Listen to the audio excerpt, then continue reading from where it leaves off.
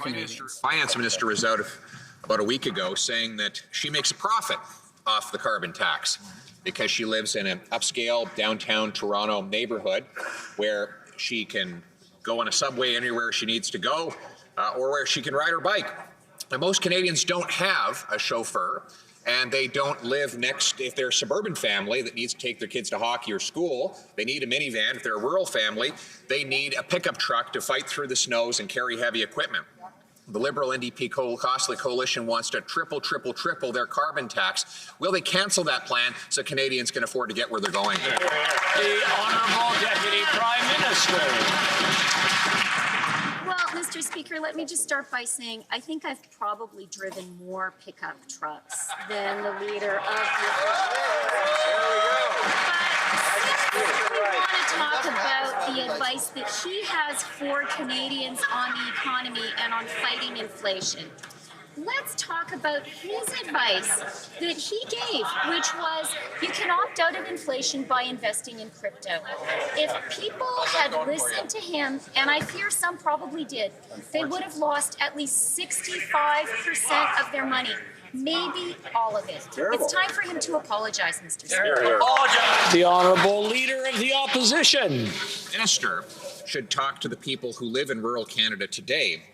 Those people are faced with $3 a litre diesel just to fill up their trucks.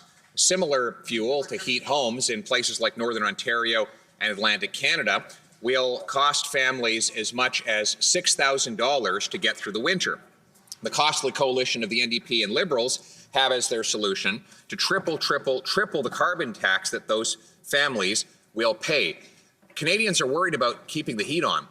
Will the government cancel the tax so that they can do so? Thank you. The Honourable Deputy Prime Minister. Mr. Speaker, we've already talked about the Conservative leader's reckless advice to Canadians to invest in crypto. It is time for him to apologize. But let's talk about the other elements of his plan.